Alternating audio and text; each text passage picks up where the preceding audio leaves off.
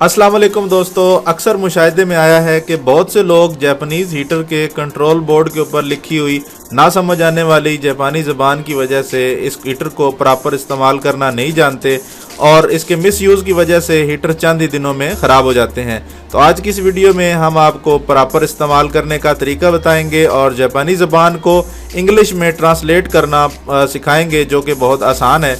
अंदाजे से ऑपरेट करना कि ये टेम्परेचर बढ़ाने की है और ये टेम्परेचर कम करने की, तो ये कोई ऑपरेट करने का प्रॉपर तरीक़ाकार नहीं है। क्योंकि दोस्तों, जब तक हमें किसी भी चीज़ के बारे में मुकम्मल जानकारी नहीं होगी तब तक हम उससे मुकम्मल तौर पर फ़ायदा नहीं उठा सकते। तो इसके लिए इसका जानना ज़रूरी है। ये सिर्फ यूज़र्स के लिए नहीं, जो नए ख़रीदना जा रहे हैं उनके लिए भी ज़रूरी है कि वो इसके ऊपर लगी हुई स्पेसिफिकेशन टैग को आसानी से इंग्लिश में ट्रांसलेट करके देख सकें कि ये हीटर हम जो ख़रीदने जा रहे हैं, आया कि जिसकी हम कीमत अदा करने जा रहे हैं, आया कि ये उतनी ही रेटिंग का है जितना हम लेना चाह रहे हैं या जितनी हमारी रिक्वायरमेंट है। सबसे पहले दोस्तों इसको करते हैं ट्रांसलेट। उसके लिए हमें एक ऐप की ज़रूरत पड़ेगी। तो बहुत से दोस्त इस ऐप का नाम जानते ही वीडियो छोड़ के चले जाते हैं और बाद में कमेंट में कह रहे होते हैं कि हमें समझ नहीं आई, ये ऐप काम नहीं कर रही। तो उसके लिए वीडियो में मुकम्मल हमारे साथ रहें। तो आपने प्ले स्टोर में दोस्तों लिखना है गूगल ट्रांसलेट और इस तरह की आपके सामने एप्लीकेशन नज़र आएगी। गूगल ट्रांसलेट आपने लिखना है, ट्रांसलेटर नहीं लिखना दोस्तों। ये ट्रांसलेट इस तरह की आपके सामने एप्लीकेशन नज़र आएगी, आपने यहाँ से इंस्टॉल कर लेनी है।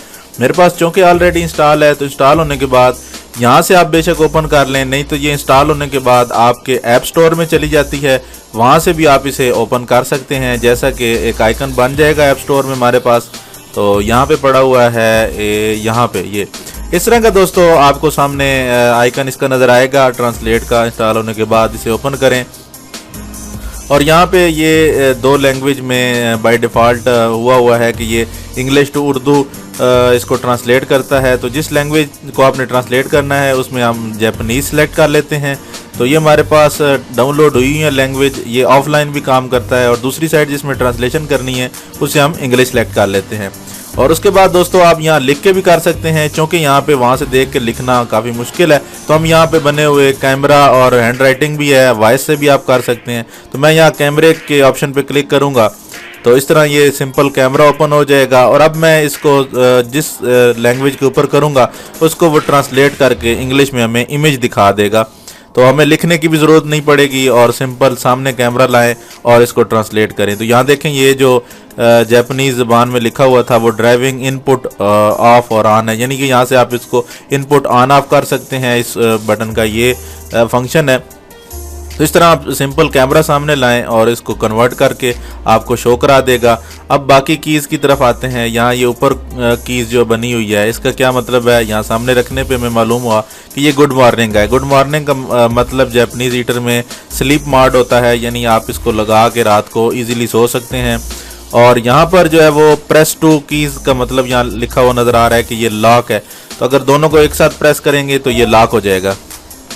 और इस साइड दिए गए ऑप्शन को देखते हैं कि क्या इंडिकेशन है। ये set room temperature, currently temperature और गुड मॉर्निंग। तो ये यहाँ पर ये इंडिकेशन अगर ऑन हो तो इनका मतलब ये यहाँ पे लिखा हुआ है। तो पहले हमें ये चीज़ नहीं मालूम थी कि कौन सा इंडिकेशन आ रहा है तो उसका क्या मतलब होगा।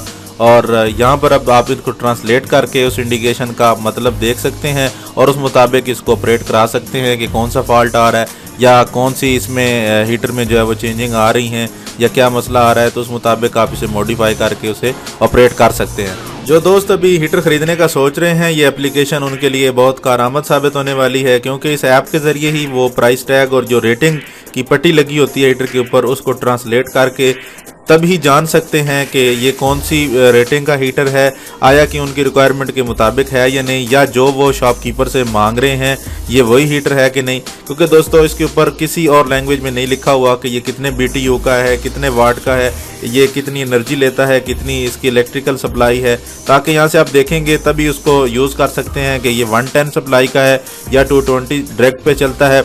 ये सारी चीज़ें आपको तभी मालूम होंगी कि जब तक आप इस एप्लीकेशन को इस्तेमाल करना जानते होंगे।